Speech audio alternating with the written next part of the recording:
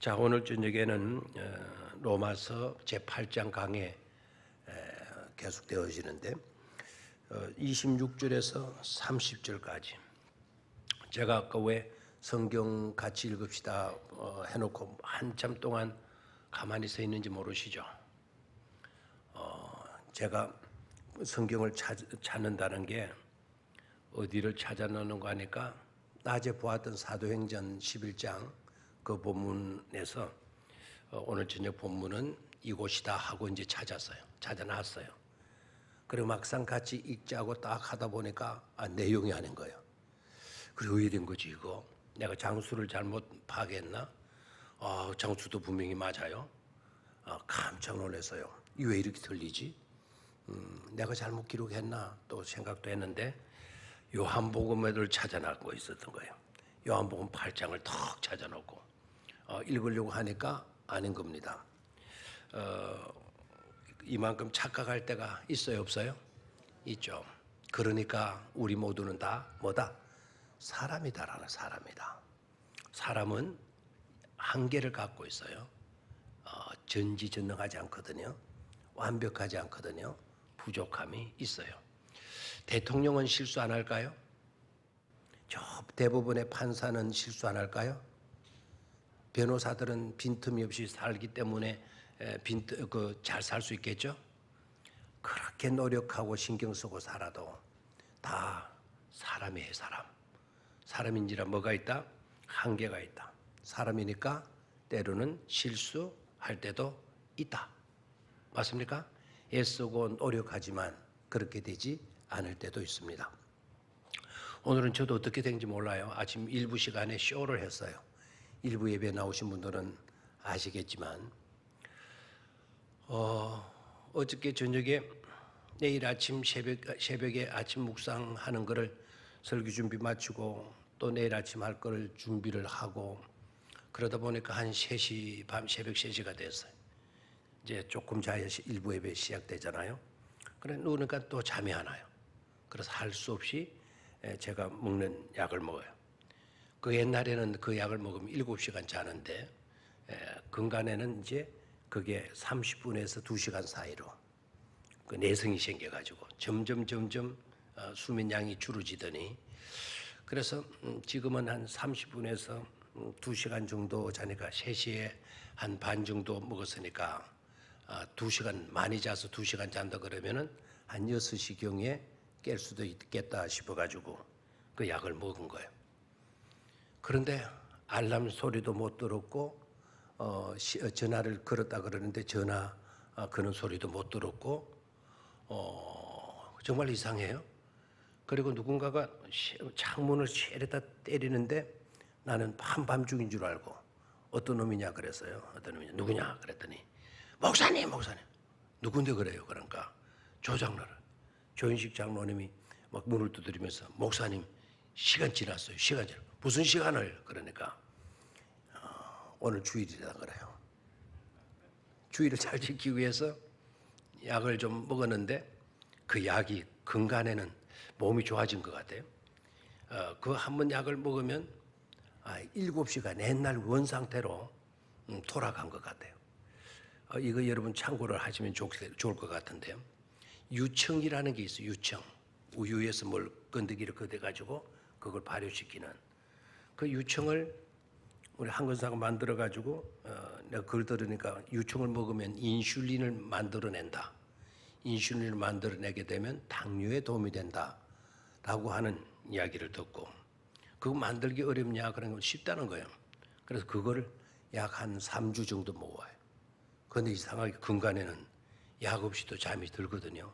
누우면 잠이 들거든요. 저에게 아마 굉장히 부족했던 게 유청 그 성분이었던 것 같아요. 그걸 먹었는데 그걸 마시는 데다가 어저께는 조금 잠이 빨리 안 들고 이랬던 미적미적 하다가 하나 못 붙이고 새벽기도 아침 일부 예배 나오고 하게 되면 이게 좀 생각도 안 나고 어려움이 따를 것 같아요. 약을 먹었는데 그러니까 그 약하고 이거 유청이라고 하는 이게 아마 조화를 잘 이루는 것 같아요. 그런데 문제는 일부 예배 나오니까 5분 만에 7시 5분에 문을 두드렸어요.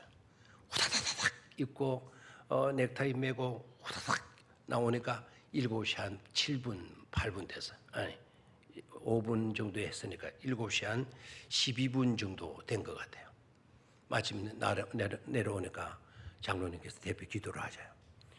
그리고 내려와서 설교를 하려니까 놀랬고 어정쩡하고 약 기운이 아직도 남아있고 일부 예배를 그렇게 드렸어요. 그리고 난 뒤에 얼마나 제가 죄송하고 그래요. 그런데 예배 마치고 나가시는 어떤 한 분이 제게 이렇게 이야기했어요. 목사님, 오늘 아침 설교가 너무 저한테 부딪혀 왔다라는 거예요. 저는 멍한 상태에서 설교를 했는데 아마 그분은 은혜를 받아서 꼭 그렇게 말하신 것은 아닐 수도 있어요. 저에게 힘을 내라고 용기를 주고 힘을 실어주기 위해서 아마 그러셨던 것 같아요. 그것은 저에게 힘이 됐을까요? 안 됐을까요? 됐죠. 죄송하기도 하고 한편은 너무 고맙기도 하고 그거 자체가 뭘까요? 위로라는 거예요. 위로. 우리 모두는 위로가 필요하다 안 하다. 아까도 연약한 인간이기 때문에 한계가 있는 사람들이기 때문에 누구에게도 위로가 필요한 거예요.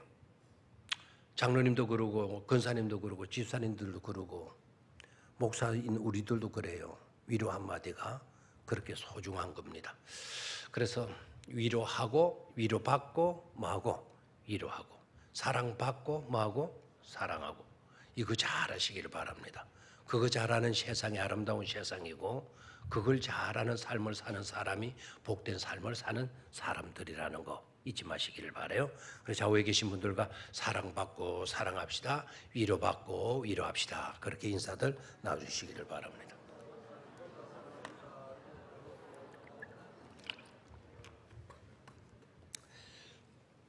자, 오늘 저녁에는 도우시는 성령님의 역사를 나눌 건데 제목은 우리를 향하신 몇 대 원리, 3대 원리. 읽었던 이 본문 속에서 세 가지 원리를 들여다볼 수 있어야 돼요. 원리라고 하는 단어가 한 번도 사용되지 않았어요. 그런데 내용 자체를 우리가 읽고 묵상하고 하게 되면 이건 원리에 대한 이야기네 라는 것을 깨닫게 돼요. 원리도 한 가지가 아니구나. 세 가지 원리가 들어있는 것을 보게 돼요. 첫 번째 원리는요, 기도의 원리예요. 첫 번째 원리 무슨 원리? 기도의 원리. 기도의 원리. 두 번째 원리는 융합의 원리. 두 번째 원리는 무슨 원리? 융합의 원리. 합력이라고 하는 단어를 써도 좋고 융합이라고 하는 말을 써도 돼요. 합력이라는 것은 합쳐서 힘을 만들어내는, 합쳐서 나오는 힘을 합력이라고 그래요. 융합이라고 하는 것은 이것저것 좋은 것들을 다 한데 모으게 되어질 때 거기에서는 하나를 쓰면 하나의 효과가 나고 둘을 쓰면 두 개의 효과만 나타나야 되는데 이것과 이 좋은 점을 갖다 뭉쳐 놓았더니 좋은 점 두 개만 있는 게 아니고 거기에 세 개, 네 개의 도움이 나오게 되는 것을 말하게 돼요. 그걸 가리켜서 융합의 원리예요. 지금 이 시대는 어떤 시대인가 하니까 어떤 점에 모든 문화와 문명과 과학이 진행되어지는가 하니까 융합의 시대로 지금 치닫고 있다는 거 잊지 마셔야 돼요. 융합의 시대가 오기 전에, 융합의 시대 이전에는 어떤 시대였느냐? 정밀시대였어요. 정밀시대. 많이 들어봤죠? 정밀화학, 정밀공업이라고 하는 이름을 붙여가지고 회사를 세워서 운영하는 그런 곳도 없잖아요. 있죠. 그죠? 자, 세부적이에요. 자, 병원도 보면은 옛날에는 병원이 동네 마을 하나의 병원이었어요. 의원이라 그랬나요? 시골 같은 데는 하나의 병원이 있었어요. 큰 도회지 같은 데도 병원이요. 하나. 그 병원이라면 다 같은 병원으로 이렇게 되어졌죠. 근데 근간에 와서는 병원이 세부적으로 많이 나누어져 있지 않았습니까? 옛날에는 그 병원에 가면 그 병원 의사가 내 배 아픈 것도 고치고 내 머리 아픈 것도 고치고 또 내 다리 부러진 것도 상처난 것도 치료해주고 옛날에는 한 병원에서 다 했거든요. 지금은 어떻습니까? 허리 아프면 허리 아픈 병원으로, 뼈 아프면 뼈 아픈 병원으로, 피부가 안 좋으면 피부를 전문하는 병원으로, 이빨 아프면 치과로, 또 얼굴에 뭐 흠점이 있거나 이런 거 빼려면 성형외과로 이렇게 세부적으로 나뉘어져 있죠. 요새 병원에 그래 안 그래요? 그렇죠. 물론 동네 의원 해가지고는 뭐 경남 옛날에 경남의원 같은 거 거기에는 가면 소아과도 보고 정형과도 보고 비뇨기과도 보고 뭐 별의별 거 다 봤어요. 그러나 그 병원은 일반적인 기초적인 그와 같은 것은 치료할 수가 있지만 전문적으로는 그 병원에서는 할 수가 없어요. 그렇죠? 요 사이는 분야별로 다 되어져 있는 거예요. 여러분 제가 이야기를 하면 정말 그럴까 하고 고개를 갸우뚱거릴 건데 지금 어느 병원이 있는 거 하니까 손톱 전문 병원도 있어요. 뭐만 그 병원에 뭐만 봐요? 손톱만 봐요. 그럼 손톱하고 발톱은 비슷할 거니까 손톱 발톱을 보는 병원이 그 손톱을 보면 발톱도 볼 것 같은데요. 그 옆동에 보니까 발톱 전문 병원도 있어요. 발톱 전문 병원. 앞으로 더 가면 엄지발가락 전문 병원도 나올 거예요. 앵기 손가락 그 전문 의사도 나올 거예요. 이렇게 세부적으로 전문화되어져 있어요. 그럼 만약에 이빨 아픈데 일반적인 병원에 가가지고 이빨 치료하라 그러면은 거기는 진통제밖에 안 줄 거예요.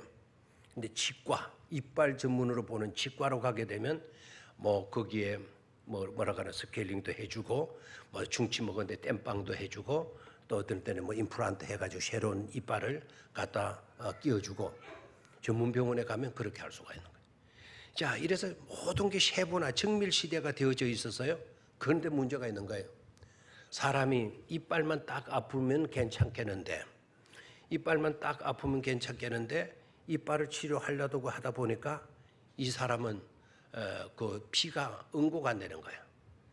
수술하다가 이빨을 치료하면 피가 많이 쏟아지게 되는데 피가 안 먹게 되게 되면 계속 출혈이 이루어지게 되면 위험할까요? 위험하지 않을까요? 위험하게 되는 거예요. 그래서 막상 이빨을 치료하려고 딱 이빨을 하나 뽑아봤는데 막 피가 부부부부 쏟아나오는 거예요. 그래 그 병원은 이빨 빼는 데는 전문이지만 피를 먹게 하는 데는 전문성을 띠지 못해요. 그러니까 어떻게 해요? 큰 병으로 데리고 가라. 수술하다가 큰 병으로 후송해서 옮겨가는 케이스들이 그런 케이스단 말이죠. 며칠 전에 우리 박남준 집사님께서 오늘 안 오셨는데 낮에도 안 오셨죠? 오늘 낮에도 안 보이시는 것 같은데 박남준 집사님께서 전화 오셨어요.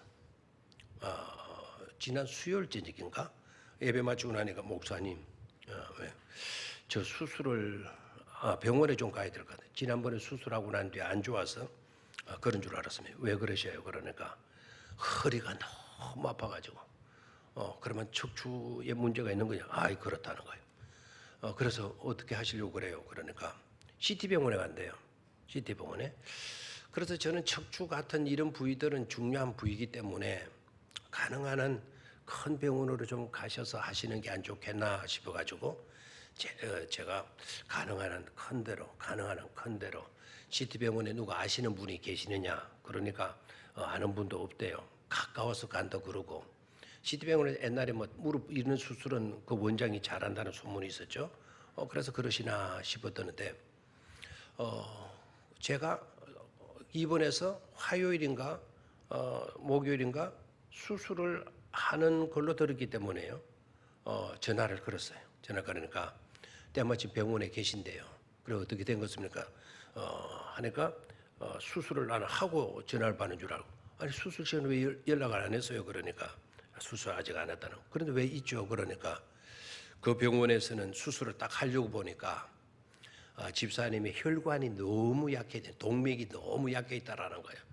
동맥이 너무 약해 있기 때문에 수술하다가 잘못해서 건드리게 되게 되면 사람이 생명이 위독할 수가 있다. 그러니까 동맥 사진을 한번 찍어보고 해야 되겠다고. 그래서 동맥 사진을 찍어봤대요. 동맥 사진을 찍어보니까 진짜 동맥이 약해가지고 우리 병원에서는 수술을 못 하겠다. 동맥이 너무 약해가지고 위험이 따르니까. 그래서 대학병원으로 가보라고 이야기를 하셨대요. 그래서 대학병원으로 가셔서 다음 주간에 수술을 하시게 되어진단 말이죠. 자, 분야별로 이렇게 다리나 허리나 아프게 되면 정형외과에서 수술을 할 수가 있어요.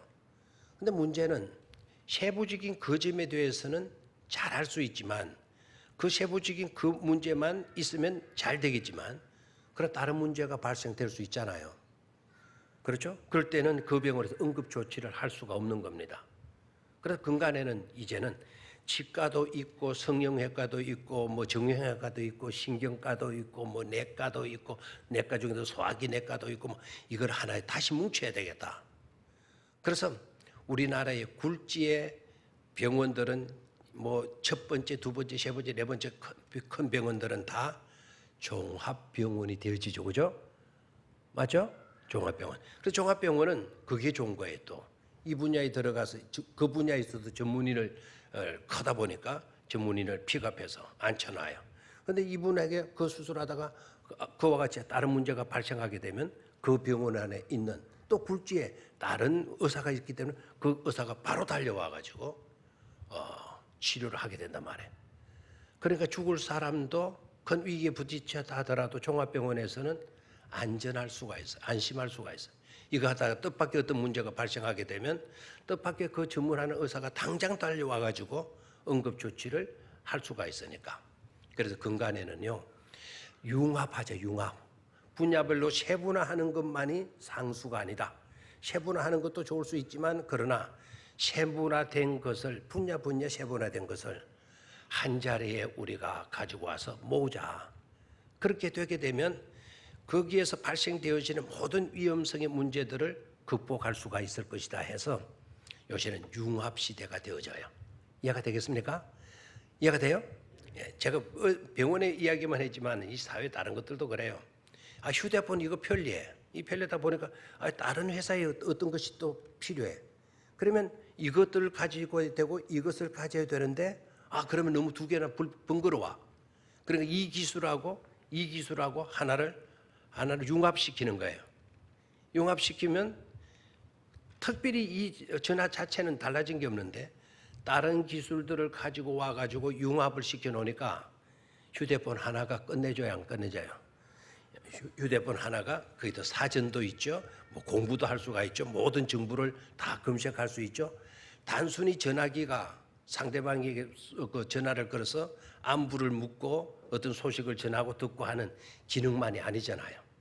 지금 모바일 시대가 네트워크 시대가 다 되어져 가지고 그래서 근간에는 무슨 시대라 그런다? 융합 시대라 그런다. 이 앞에는 정밀 시대에서 지금은 어느 시대로 와 있어요? 융합 시대로 와 있어요. 또 앞으로는 어떤 시대로 발전되어져 갈지는 모르겠지만 지금 융합 시대에 있어요. 놀랍게도 오늘 읽었던 본문 말씀을 들여다보니까 이미 지금 이 시대가 융합의 원리를 가지고 모든 것을 융합해서 세상을 발전시키려고 하고 있는데 놀랍게도 그런 원리가 어디 속에 들어있어요? 성경 속에 들어있는 것을 보게 돼요. 그래서 성경은요 모든 면들에 있어서 우리에게 주된 텍스트북이 되어지는 것을 보게 돼요. 교과서가 되어져요. 교과서가. 참고서 정도가 아니고 주된 교과서가 되어지는 것을 보게 돼요. 문학하는 사람들의 교과서가 어디냐? 성경이에요. 법을 연구하는 사람들, 판사가 되고 변호사가 되는 사람들의 교과서가 뭔 줄 아세요? 참고서가 아니고 교과서가 역시 성경입니다. 법률학 사전, 뭐 이런 게 법전 이런 것이 아니고 성경입니다. 그래서 판사 정도 되시면 신명기 모세 오경을 적어도 10번, 50번, 100번 읽어야 된대요. 세상 판사가 되도록 기독교인이 아니더라도 성경 모세 오경을 10번 정도, 20번 정도, 50번 정도는 읽어야 된다고 해요. 법에 대한 모든 해답도 어디에 들어있어요? 성경 속에 들어있는 거예요. 문학가들이 소설을 썼어요. 그 스토리가 성경에 있는 내용이에요. 의사들이 어떤 것을 만들어냈어요. 알고 보니까 그 원리가 성경 속에 들어가 있는 거예요. 엑스레이, 렌트겐, 뭐 MRI 이런 모든 내용들이 성경에 있는 내용들이라고요. 여러분 휴대폰 이야기도 성경에 있는 이야기라고 제가 말씀을 드렸는데 기억납니까? 휴대폰 이야기도 어디에 들어있었어요? 성경 속에 들어있는 거예요. 여러분 오늘 집에 가셔서 그 내용이 있는가 없는가를 욥기서를 좀 읽어보시기를 바라요. 무슨 성경 읽어라? 욥기를 읽어봐라. 욥기를 읽어보면 오늘날 여러분들이 사용하고 있는 휴대폰에 대한 내용이 욥기서 속에 들어있는 거예요. 그러니까 욥기서를 부지런히 읽었다면 휴대폰 누가 만들 수가 있어요? 부지런히 읽은 내가 얼마든지 만들어낼 수 있었던 거예요. 과학자들이 만들어 놓은 것으로 생각하지 말고 욥기서가 쓰여졌을 때가 AD 600년경입니다. BC 600년경입니다. 그때 당시 지금으로부터 2600년 전에 지금 휴대폰 이야기를 하고 있는 거예요. 휴대폰 이야기를 부지런히 성경 읽으시기를 축원합니다. 읽으면 여러분들의 자녀들이나 여러분들이 좀 되어질 가능성은 좀 비박할 수 있겠는데 그러나 여러분 자녀들이 뭐 훌륭한 과학자가 나올 수가 있고 문학가가 나올 수가 있고 철학가가 나올 수가 있고 뭐 뛰어난 인물들이 성경 속에서 나올 수가 있는 거예요. 첫 번째는 무슨 원리? 기도의 원리. 두 번째는 무슨 원리? 융합의 원리. 세 번째는 말을 안 해서 모르겠죠. 세 번째는 목적의 원리예요. 목적. 하나님께서 그렇게 하시는 목적이 있는 거예요. 목적을 두고 그렇게 하셨다는 것을 발견할 수가 있죠. 자, 그러면 오늘 읽었던 26절로 갑니다. 26절 한 목소리로 같이 읽으면 시작. 이와 같이 성령도 우리의 연약함을 도우시나니 우리는 마땅히 기도할 바를 알지 못하나 오직 성령이 말할 수 없는 탄식으로 우리를 위하여 친히 간구하시느니라. 아멘. 자, 성령님은 우리를 마신다, 도우신다. 성령님은 우리를 마신다, 도우신다 라는 게 26절에 나와요. 그런데 성령님만 우리에게 도우신다 그랬나요? 자, 성경을 이제 말씀을 잘 듣고 하다 보면 성경 읽는 능력도 커지게 돼요. 자, 성령이라고 말하지 않고 성령도 우리의 연약함을 도우시나니. 그러면 성령도 그랬으니까 성령 외에 다른 어떤 것들도 우리를 만하니 도우신다 이 말이죠. 우리를 도우시는데 그 중에 또 한 분이 우리를 도우셔. 그 한 분이 누구입니까? 성령님이에요. 성령도 우리를 도우시나니. 그럼 성령 외에도 우리를 도우시는 분이 계신다 안 계신다? 계시죠. 누구시죠? 하나님이시고 성자 예수님이시죠. 그래서 성부 하나님도 성자 하나님도 우리를 도우셔. 또 한 분의 하나님이신 성령님도 연약한 우리를 뭐 해주셔요? 도우신다라는 거예요. 이러면 아멘이 나와야 돼요. 누가 도와주셔요? 하나님이. 누가 도우셔요? 성부 하나님이. 누가 도와주셔요? 성자 하나님이. 누가 또 도와주셔요? 성령도 우리의 연약함을 만하니 도우신 하나님. 아멘. 그럼 내가 연약해도 여러분 낙심하지 마세요. 내가 연약하다고 여러분 좌절하지 마시고, 내가 연약하다고 한숨 쉬지 마시고, 내가 연약하다고 열등의식에 빠질 이유도 없어요. 연약한 그 자리에 하나님도 오셔서 도와주시고 예수님도 오셔서 도와주시고 이제는 성령님도 오셔서 우리의 연약함을 도우시나니, 나의 연약함을 많이 도우시나니. 아멘. 내가 가지고 있는 그 약점, 그 연약함 속에 하나님도 오셔서 마시고 도우시고, 누구 도우셔요? 성령님도 오셔서 도우시고, 또 한 분 누구시죠?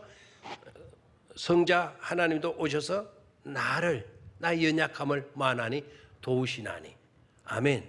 열등의식 가질 필요가 있나요? 좌절할 필요가 있나요? 연약함 때문에 원망하고 불평하고 할 필요가 있나요? 아니에요. 할 필요가 없어. 왜? 나의 연약함 그 속에 성삼위 하나님께서 오셔서 우리를 뭐 해주신다? 도와주신다라는 거예요. 자, 그 다음에 또 볼까요? 우리는 마땅히 기도할 바를 알지 못하나 뭐 할 줄도 몰라요? 기도할 줄도 몰라요. 자, 저를 봐요. 여러분 기도할 줄 알아요? 기도할 줄 몰라요? 정말 어려운 질문을 하고 있죠, 그죠? 여러분 기도할 줄 알아요? 몰라요? 대답은 못한다 해야 될 것 같은데 또 기도를 그다 하고 있잖아요. 기도할 수 있어요.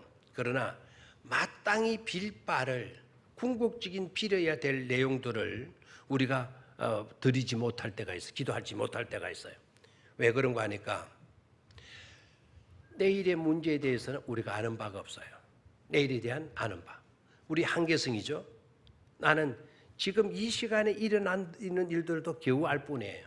그것도 겉으로 드러나는 일들만 알지 그 사건 속에 들어있는 하나님의 중요한 메시지는 내가 보지를 못해요. 하나님의 뜻을 알지를 못해요. 그런 우리 연약함이 있어요. 내일에 대해서 여러분 알 수 있는 사람 있습니까? 없습니까? 없어요. 그래서 어떻게 살아가죠? 그저 믿음으로 살아가는 거 아닙니까? 그저 내일도 괜찮을겠거니 생각하고 그렇게 살아가죠. 내일에 대한 무지가 우리 속에 있어요. 내가 앞으로 어떻게 될지 나에 대해서 몰라요. 그러니까 마땅히 뭐에 대해서 기도해야 될지를 우리는 알지 못하는 거예요. 기도는 해요. 일상적인 필요한 것들을 두고 기도는 해요. 내 생각을 가지고 하나님의 성경을 읽다가 깨달아진 바를 가지고 기도도 해요. 그러나 마땅히 빌 바를 빌어야 될 궁극적인 이유들을 놓고 기도하지 못할 때가 있어요. 우리가 알지 못해서. 그럴 때 누가 우리를 위해서 기도해 주신다? 오직 성령이 말할 수 없는 탄식으로 우리를 위하여 친히 뭐 해주신다? 간구해 주신다 그래서요. 다시 한번 볼까요? 그럴 때 마땅히 기도할 바를 우리는 알지 못할 때 오직 성령이 말할 수 없는 탄식으로 우리를 위하여 친히 뭐 해주신다? 누구를 위하여? 우리를 위하여. 그 우리 속에 또 누가 있어요? 나를 위하여 뭐 해주신다? 간구해 주신다 그랬는데 그것만 해도 은혜로워요. 근데 내용 앞에 그 내용 말씀 앞에 뭐가 들어있나요? 친히라는 말이 들어가 있어요. 이 친히가 무슨 말이죠? 남을 시켜가지고 천사들을 시켜가지고 하나님이 저기에 기도하는 저 친구 도와줘. 천사들을 해서 저 친구에서 소원을 들어보고 또 네가 또 그 소원을 아뢰게 해. 아뢰요. 남을 시키지 않고 성령님 직접 자신이 말할 수 없는 탄식으로 누구를 위해 기도해 주신다? 우리를 위해 기도해 주신다라는 거예요. 남을 통해서 듣는 것이 좋아요? 직접 그분으로부터 듣는 것이 좋아요? 천사들이 와서 해주어도 고맙겠지만 직접 성령님이 해주신다면 더 좋을까요? 안 좋을까요? 좋죠. 성령님이 직접 우리를 위해 말할 수 없는 탄식으로 기도해 주신다 그랬어요. 자, 그럼 여기에서 또 헷갈리는 게 있죠. 말할 수 없는 탄식으로 기도해 주신다. 거기 밑줄을 그어요. 말할 수 없는 탄식. 말할 수 없는 탄식. 성령님이 우리를 위해서 대신 기도해 주시는데 어떻게 기도해 주셔요? 말할 수 없는 탄식으로 기도해 주신다 그랬어. 자, 질문해 봅니다. 하나님도 성령님도 탄식하는 경우가 있다 없다? 있다. 그렇죠? 여러분들도 살아가다가 탄식하는 경우가 있어요 없어요? 있죠. 성령님도 탄식하는 경우가 있다 없다? 있다. 그러면 이상하잖아요. 우리는 탄식할 수가 있겠는데 성령님도 우리와 같이 탄식하는 경우가 있다고 한다면 성령님도 뭔가 스스로 할 수 없는 부딪히는 어떤 심각한 궁극적인 어떤 문제가 있는 것 아닙니까? 그러면 성령님이 탄식한다 그러면 성령님이 탄식할 때도 있다 그러면 그런데 여러분 성령님도 탄식할 때가 있다 대답했죠. 어떻게 그렇게 대답했어요? 오늘 이 본문 속에 성령님도 말할 수 없는 탄식으로 탄식하시면서 우리에게 뭐 해주신다 그래서 기도하신다 그랬죠. 기도해 주신다 그랬죠. 성령님도 탄식할 때가 있다라는 거예요. 그렇다면 목사님, 성령님은 하나님이 아니십니까? 성령님에도 문제가 있는 것 아닙니까? No, 그게 아닙니다. 이게 성령이 말할 수 없는 탄식으로 기도하셨다. 성령님이 탄식으로 기도하셨다 해서 성령님 자체에 문제가 있는 것이 아니다라는 거예요.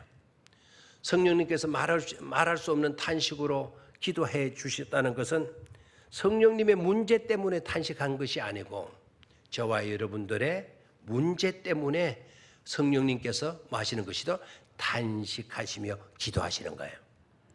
아멘입니까? 예. 그러니까 성령님 자신의 어떤 문제 때문이 아니다. 우리들의 문제 때문에 피조물인 우리들을 바라보시면서 너무너무 안타까워서 탄식하시면서 하나님께 뭐 하셨죠? 기도하셨다라는 거예요. 자, 이 갑자기 떠오르는 예화 되겠는데 제대로 된 예화이기를 바라요. 자, 여러분들이 애지중지 길러오던 아이가 있어요. 이 아이를 어느 날 잊어버렸어요. 이 아이에 대한 그리움이 말할 수 없겠죠. 누가 감히 잃어버린 자식에 대한 그리움이 없겠어요? 여러분이 가지고 쓰던 물건 하나 없어져도 여러분의 마음이 굉장히 안 좋을 건데, 밤에 잠도 제대로 못 이루실 때도 있을 건데, 너무 아까워서, 너무 귀한 것이어서, 너무 정든 것이어서 그것을 잃어버리게 되면 그 상실의 고통이 말할 수 없이 있어요. 사람인지라 있을 수밖에 없어요. 그런데 예지중지 길러왔던 이 아들이 없어진 거예요. 그래, 이 아들은 내가 우리 집에서 나가주는 게 우리 부모들에게 기쁨이 되고 행복이 되어지겠다. 나 같은 골통은 이 집안에 있어서는 안 돼. 내가 이 집안에 있는 것 자체가 아버지의 불행이요, 어머니의 불행이요, 형의 불행이요, 동생의 불행이다 생각을 하고는 이 아이가 가출을 하게 됐어요. 가출을 하게 되는데, 가출을 하니까 누가 뭐 어서 오세요, 뭐 밥 먹이 주고 하는 데가 있겠어요? 가서 뭐 가출해서 온갖 산전 수준을 다 겪는 거예요. 이제는 오도 갈 데가 없어 막노동하는, 돌 깨는, 산에서 돌을 캐가지고 채석장에 가 돌을 캐서 뭐 깨고 그것을 운반하고 그 먼지 뒤집어 써가면서 그 채석장에서 막노동 일을 하게 됐어요. 그래서 연명을 해가는 거예요. 거기도 조금 주는 돈을 가지고 방 얻어서 살고, 거기도 주는 돈을 가지고 옷을 겨우 사 입고 그렇게 지내는 거예요. 부모는 잘 살아요. 그래서 이 아들을 찾아가지고 동네 방네 막 다니면서 뭐 여러 가지 전단지를 뿌려가면서 아이를 찾았는데, 아니 어디에 비슷하게 생긴 아이를 봤다라는 소식이 들렸어요. 저 강원도 채석장 어디에, 이 제가 지어낸 이야기입니다. 지금 그 장소가 구체적으로 어디입니까? 그렇게 따지고 묻지는 마시기를 바래요. 그 강원도 채석장 어디에서 봤다 그래요. 이 아버지가 가겠어요, 안 가겠어요? 가는 거예요. 막 차를 몰고 가서 보는 거예요. 그 가서 원득발에서 저 밑에 채석장을 내려보니까 자기 아들과 같은 키에 생김새도 비슷한 게 거기 있는 거예요. 이 아버지가 막 너무 막 기쁘고 반갑고, 그래서 달려 내려가서 가까이에서 그 울타리 밖에서 들여다보니까 자기 자식이 틀림없는 거예요. 아들이 틀림없는 거예요. 온 얼굴에는 땀 범벅에다가 그 뭐 돌 깨는 그 곳이랑 막 먼지가 들어서 있고, 눈썹 위에 막 먼지가 드득드득 막 양쪽 볼에 막 시커먼 먼지가 드득드득, 온 옷이 꼬리말이 아닌 거예요. 그러면서도 또 돌을 주워서 싣고 그것을 또 끌고 가는 그 모습을 보고 아버지 마음에 하하하 막 이렇게 웃을 수가 있겠나요? 그 모습을 보고 아버지가 탄식하는 거예요. 아버지의 잘못은 아니죠. 아버지가 탄식하는 거예요. 고생하지 않고 부모 우리 집에서 편안하게 잘 자랄 수 있는 아이가 그런 꼴이 되어져 있는 것을 보고 부모의 마음은 찢어지는 것 아니겠어요? 가서 사장을 만나가지고 뭐라도 주어서 자기 자식을 좀 빼오려고 하지 않겠어요? 바로 성령님이 말할 수 없는 탄식으로 라고 했을 때 성령님 자신의 어떤 문제성 때문이 아니고 우리의 꼴을 보고 하나님의 형상대로 지음받은 우리가 형편없이 이 세상에 떨어져 가지고 형편없는 모습으로 살아가는 그런 꼴을 보고 성령님이 말할 수 없는 탄식을 하시게 된다 이 말입니다. 아멘입니까? 그래서 성령님이 말할 수 없는 탄식으로 했을 때에는 우리를 향한 끊임없는 불타는 사랑 때문에 너무너무 안타까워서, 그러지 않을 수 있는 사람이 그런 꼴이 되어져 있는 것을 보고 너무너무 안타까워서 성령님께서 마셨다 탄식하시는 거예요. 아멘입니까? 그래서 탄식하시면서 뭐 하시는 것이죠? 기도하시죠. 됐나요? 여기서 절망적인 비탄 아니에요. 절망적인 탄식이 아니에요. 성령님께서 탄식하셨을 때는 저 아이를 어찌하든지 간에 다시 내가 빼내야 돼. 저 아이에게 진정한 행복을, 진정한 평안을, 진정한 삶을 살 수 있는 그와 같은 혜택을 내가 베풀어야 돼. 어떻게 하면 내가 저 아들을 도울 수가 있을까? 우리의 부족함을 돕고자 하는 탄식인 것임을 알아야 될 줄로 믿습니다. 자, 밑으로 가요. 또 27절로 갑니다. 시작. 마음을 살피시는 이가 성령의 생각을 아시나니 이는 성령이 하나님의 뜻대로 성도를 위하여 간구하심이라. 성도를 위하여 마심이라 간구하심이니라. 아멘. 자, 마음을 살피시는 이가, 누가 우리의 마음을 살피시죠? 하나님이. 성령의 생각을 아시나니, 성령 하나님의 생각을 성부 하나님이 아시나니, 우리는 아시나니 이는 성령이 하나님의 뜻대로 성도를 위하여 마심이라 간구하심이니라.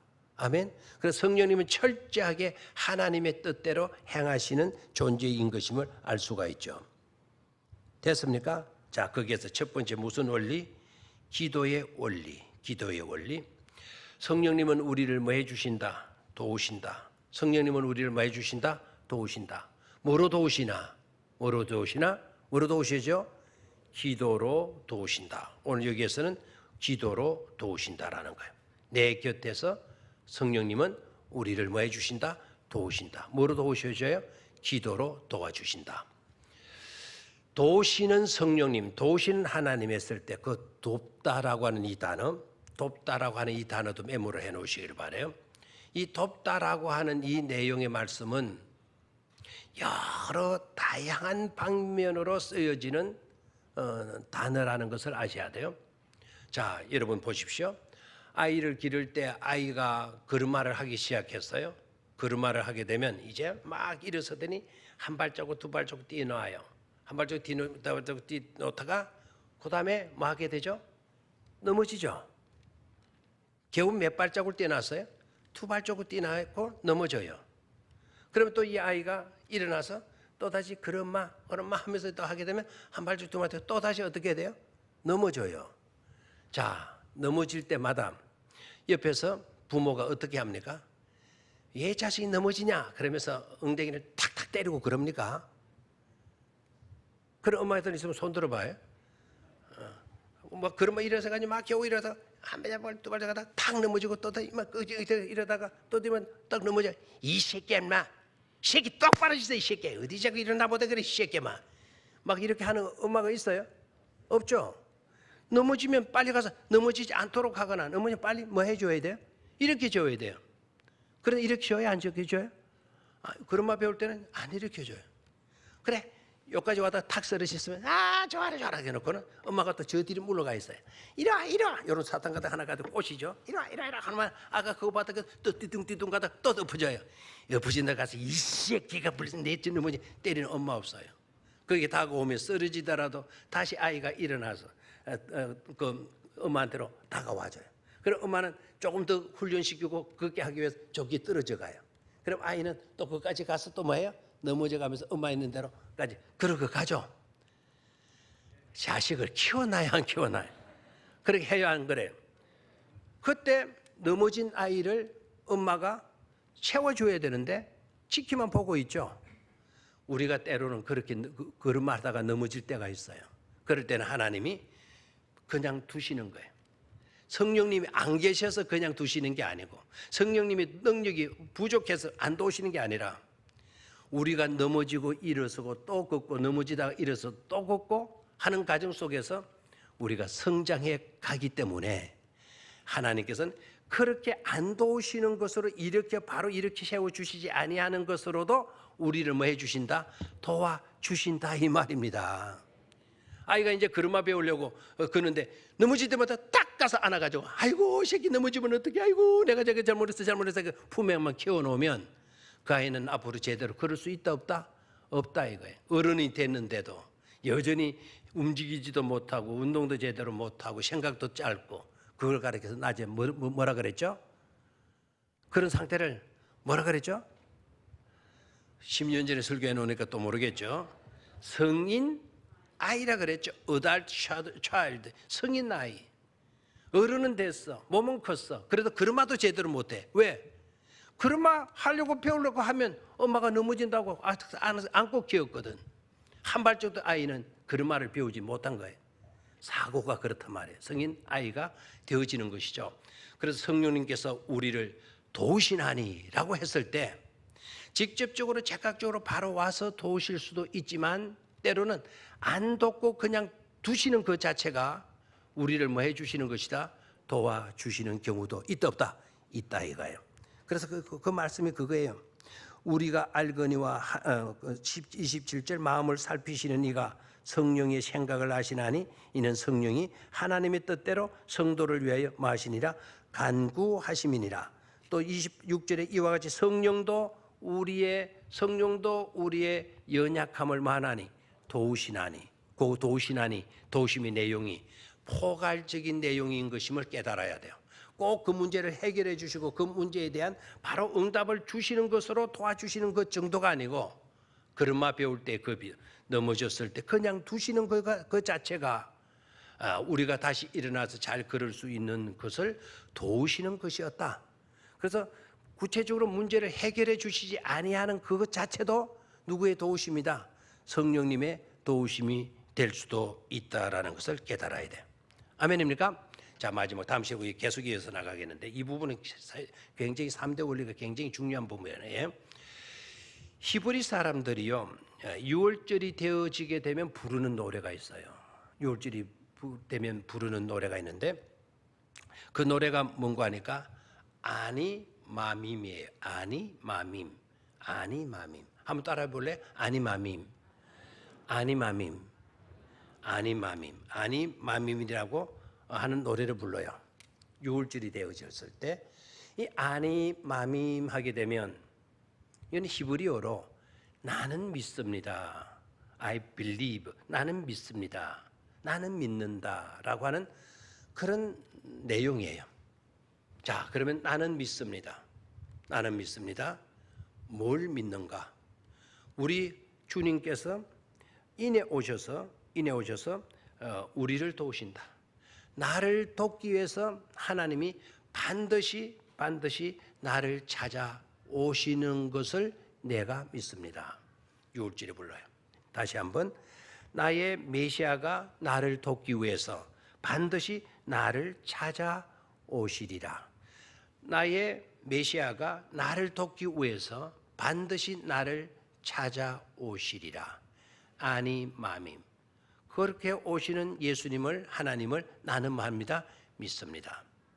이게 여러분 책상 위에서 지은 노래가 아니죠. 이 노래는 감옥 속에서 나온 노래예요.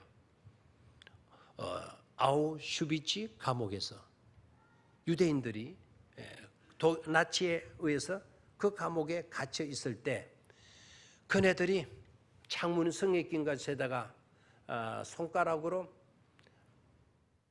아니마밈 손가락으로 써가면서 이 노래를 불렀다는 거예요. 어떨 때는 그 성에가 끼지 않으면 입김을 불어가지고 해가지고 유리창에다가 입김을 불어가지고 성에가 끼면 거기에다가 아니마밈 나는 믿는다. 내가 믿는 메시아가 언젠가는 반드시 나를 구원하러 오신다. 노래요, 이게 노래. 그런데 1절이 뭔가 하니까 1절이 뭔가 하니까 이렇게 되어져 있어요. 그런데 때때로 너무 늦게 메시아는 오신다. 오시기는 오시는데 너무 늦게 오실 때도 있다 없다? 있다라는 건 3절은 더 가슴이 찡해지는데요. 저는 아니마밈 이 가사를 찾아서 읽어보다가 눈물이 나더라고요. 3절이 어떻게 지어지는 거 하니까 아니마밈. 그런데 사람들은 너무 서둔다. 사람들은 너무 서둘러 믿음을 포기하고 만다.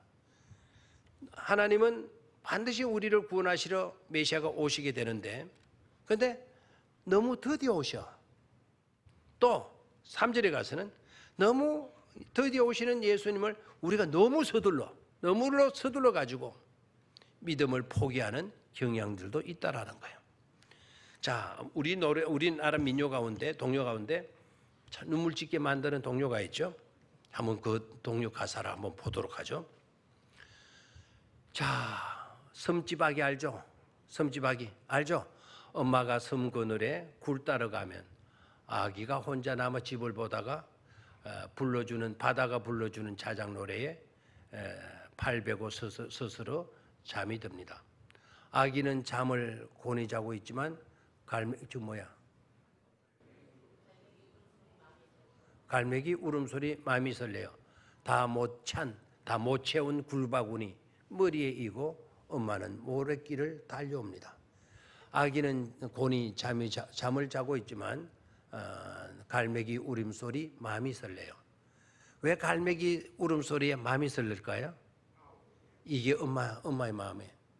갈매기 울음소리가 마치 잠자고 있던 아이가 깨어나서 엄마 찾는 그 울음소리로 들리는 거예요. 갈매기 울음소리 마음이 설레요. 차마 굴바구니에 굴을 다 따다 한 바구니 해서 이고 와야 되는데 그 굴바구니를 다 채울 수가 없는 거예요. 아기 울음소리가 들려가지고 다 못 찬 굴바구니 머리에 이고 엄마는 모래길을 달려옵니다. 이 노래와 아니마밈이라고 하는 노래가 왜 그렇게 연관이 되어지는지 모르겠어요. 유대 민족에서는 아니마밈의 노래가 우리나라에서는 저 섬집 아기라고 하는 저 노래처럼 불려지는 그런 뼈아픈 사연을 그 속에 부모의 다정함을 그 속에 하나님의 사랑이 내포되어져 있는 어떤 것을 우리가 느끼게 되어지잖아요. 다음 시간에 계속하게 되는데요. 오늘 꼭 알아두어야 할 말은 뭐라고요? 아니마밈.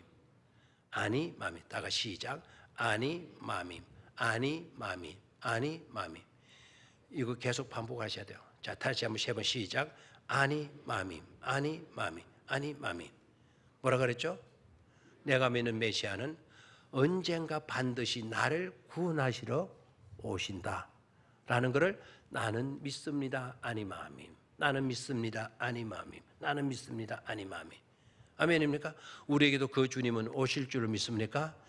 오늘 오셔서 말할 수 없는 탄식으로 우리를 위해서 기도하시는데 그 기도의 내용이 뭐냐? 아니마밈.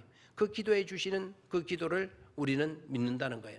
이 로마서를 기록한 사도 바울을 믿는다는 거예요. 오셔서 말할 수 없는 탄식으로 나를 위하여 뭐 해 주신다? 기도해 주신다라는 거.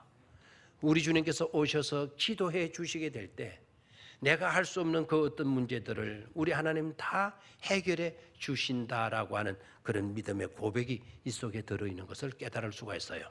이 은혜를 놓치지 않게 되기를 주의 이름으로 축원합니다. 3대 원리 중에 오늘 몇 번째 원리 생각했다? 첫 번째 원리가 바로 뭐였다? 기도의 원리. 기도의 원리. 우리가 이렇게 나와서 이 코로나 속에서 나와서 예배를 드릴 수 있었던 것도 마땅히 빌 바를 알지 못하는 우리지만 성령님께서 우리를 위하여 중보 기도해 주시기 때문에 그 은혜로 오늘 우리가 이렇게 나와서 예배할 수 있게도 된 줄로 믿습니다.